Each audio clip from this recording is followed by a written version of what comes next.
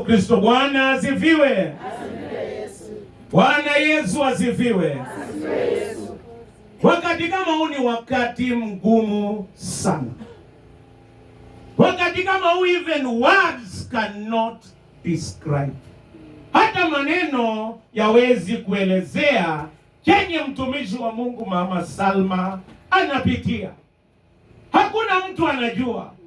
Wakati kama huu ni wakati wa kujiuliza, je, ni vizuri kuwa karibu na nani? Je, ni vizuri kuwa karibu na nani? Wengine wanasema wakati kama huu ni vizuri kuwa karibu na marafiki. Ndio, ni mzuri, lakini kwa muda kidogo. Hata marafiki wanaweza kukuambia maneno ukashangaa. Wakati kama huu wengine wanasema ni vizuri kuwa karibu na pesa. Pesa inaweza saidia kidogo, lakini haiwezi tatua mambo yote. Pesa inaweza nunua kitanda, lakini pesa haiwezi nunua usingizi. Pesa inaweza suluhisha mambo mengine, lakini sio mambo yote. Leo nataka kuhubiri kutoka katika kitabu cha Zaburi ya 73 na mstari wa 28.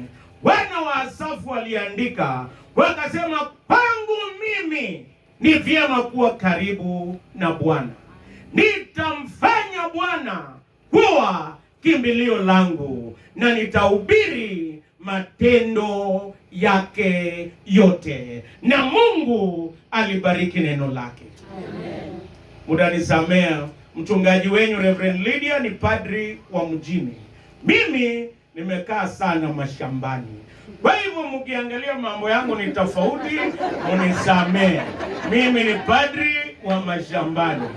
Kwa hivyo leo nimealikwa hapa panaitwa Urban Deanery, lakini nimechelewa, mtanisamee, mimi ni wa mashambani. Lakini leo acha tuongee na mama wetu Salma.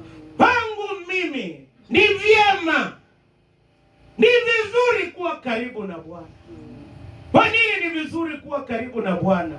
Ni kwa sababu kwa Bwana huko na jibu ya kila jambo. Hii dunia tuko na maswali mengi. Wengi wanatafuta jibu. Jibu inapatikana kwa Bwana. Na Bwana Yesu ni jibu ya kila jambo. Ukikosa amani, anakupa amani. Ukikosa matumaini, yeye analete matumaini. Kwangu mimi ni vyema kuwa karibu na Bwana. Na mama yetu Salma ambaye yuko kanisani, yuko karibu na Bwana. Hapo atapata amani. Unajua kitambo kwenda holiday watu walikuwa wanaendanga mbali kukaa na kuvinjari. Wa Afrika hawaendangi holiday. Holiday ni kwenda na mama kukongoa mahindi. Yaani wa Afrika, lakini wazungu wanaenda mbali.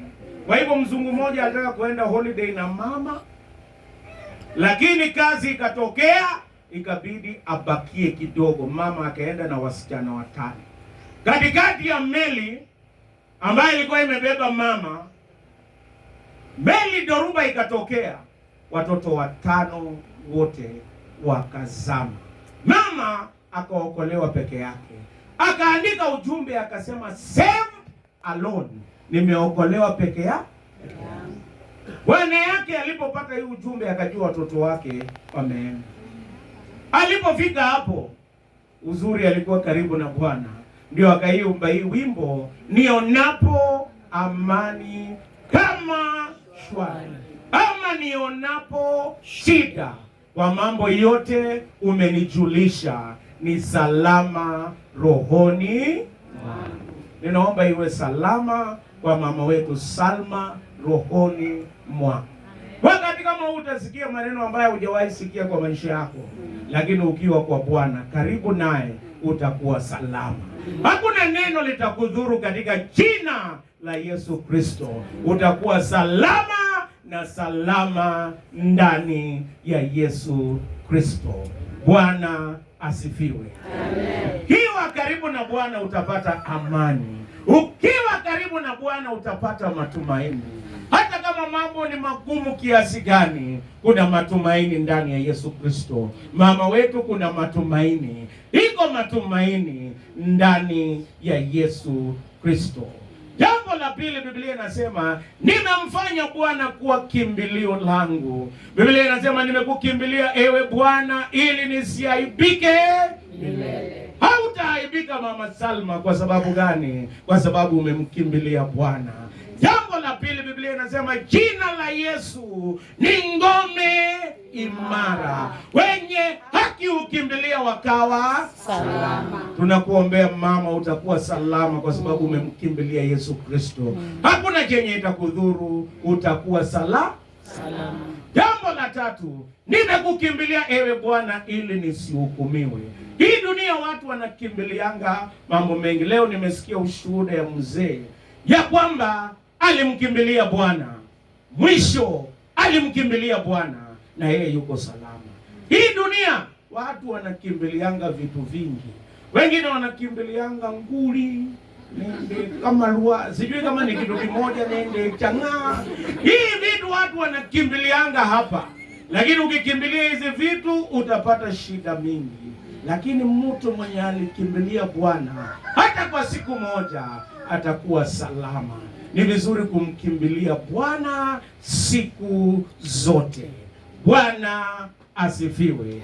Jambo la mwisho, nitayahubiri matendo yake yote.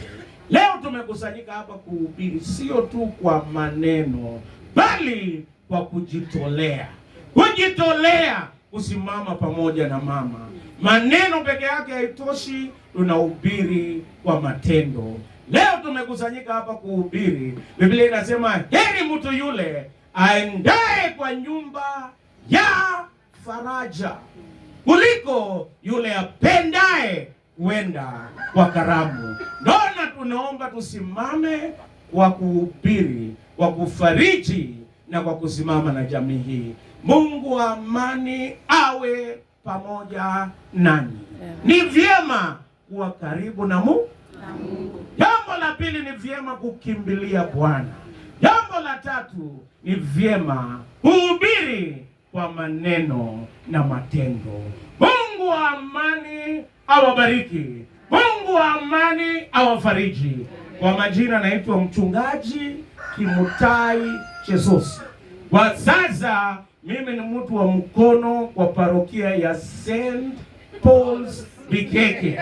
Yaani natumwa, nikihitajika naambiwa kuja. Nimekimbia, alafu kazi yangu inaisha. Mungu awabariki na injili ni lazima